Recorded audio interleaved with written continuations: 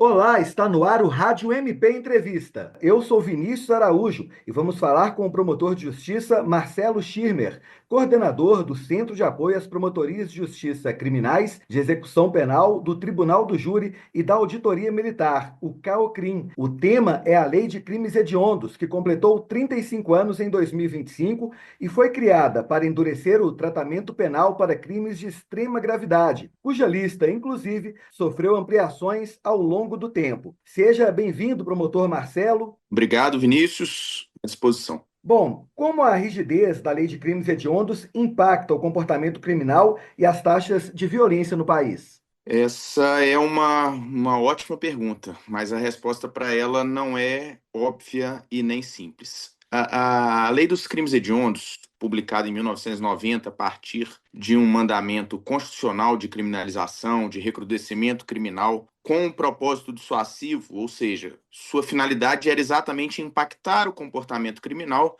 sobretudo em relação aos crimes violentos, que eram a quase totalidade da lista original de crimes hediondos, a partir de um tratamento mais rigoroso, sobretudo no processo e na execução das penas. O que acontece é que essa eficácia dissuasiva da lei não pôde ser confirmada empiricamente. Não houve tempo para ratificar essa hipótese, que era a hipótese do constituinte e do legislador ordinário, porque a jurisprudência, em especial dos tribunais superiores, foi flexibilizando a pretensa rigidez e, ao final, já acompanhada de algumas reformas legislativas que acataram essas decisões, sobretudo o Supremo Tribunal Federal, depois de mais de 35 anos, sobra pouco da rigidez inicial e, em relação à maioria dos crimes hediondos ou equiparados a hediondos, a distância em matéria de tratamento processual penal e em relação aos crimes ditos comuns diminuiu drasticamente, ao mesmo tempo em que houve aí uma ampliação do rol dos crimes hediondos, ficando mais difícil, sobretudo para o leigo, identificar quais são os crimes hediondos e quais os não hediondos. Então, em resumo, se é difícil internalizar quais são os crimes hediondos e quais não são, e se a distinção de tratamento entre eles não é relevante o suficiente, em termos, por exemplo, de poder responder em liberdade, de tempo de cumprimento de pena em regime mais grave, de perspectiva de benefícios carcerários, a gente não consegue esperar que o criminoso faça, vamos dizer assim, uma opção consciente pelo crime comum, tendo em vista a sua potencial repreensão. Isso sem falar, claro, nos índices de impunidade geral no país, que, segundo muitos autores que tratam de direito penal e segurança pública, são o principal fator da escalada diária de criminalidade aí. E de que maneira essa lei influencia a seletividade do sistema de justiça criminal e o perfil das pessoas condenadas? Bom, em primeiro lugar, a hipótese da seletividade do direito penal é uma teoria criminológica não confirmada, ou pelo menos não confirmada da forma como sugerida pelos teóricos. De toda forma, o pensamento criminológico que afirma essa seletividade aponta que ela se manifesta por meio da definição de um perfil, sobretudo socioeconômico, dos alvos das intervenções do sistema de justiça.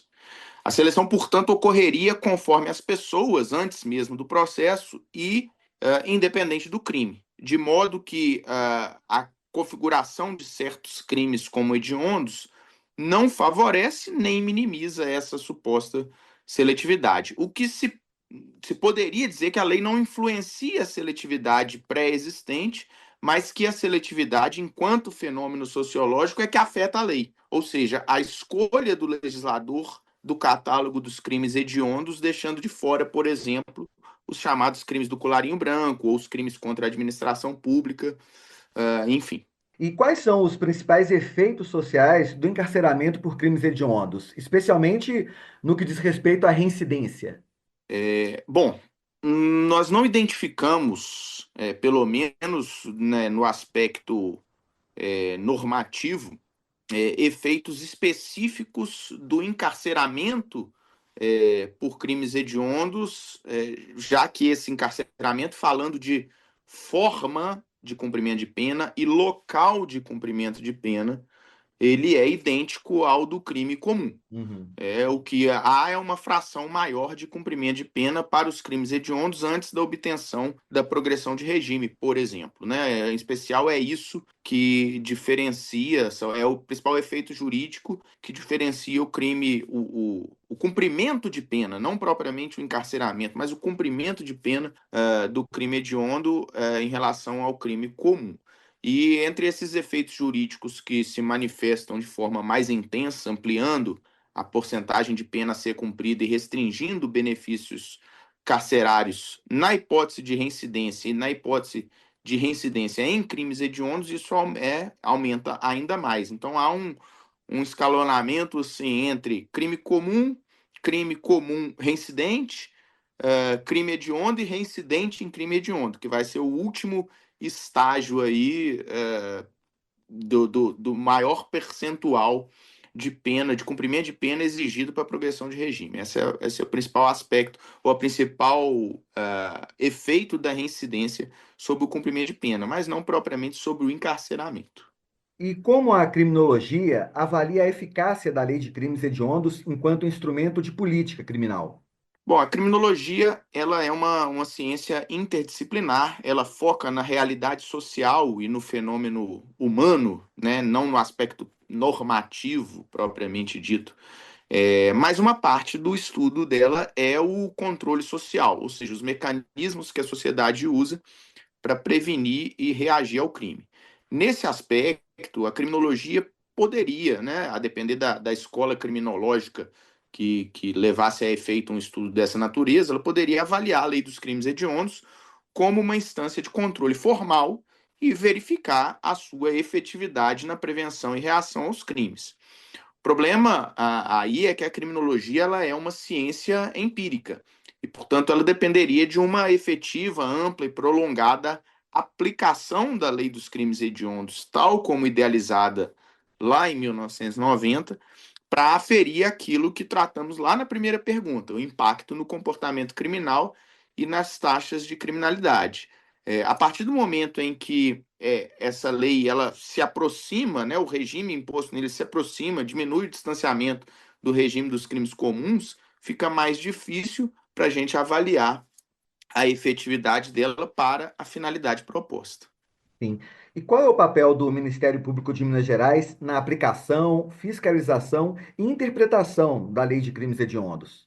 Bom, enquanto fiscal da lei, né, e titular da ação penal, o Ministério Público todo, né, não só o de Minas, e o de Minas em especial, como regra e respeitados os pontos de divergência internas abrigados pela independência funcional, ele foi, durante anos, o principal defensor da aplicação integral e tal como redigida originalmente, né, tal como redigidos todos os dispositivos voltados ao recrudescimento penal e processual penal previstos na lei dos crimes hediondos.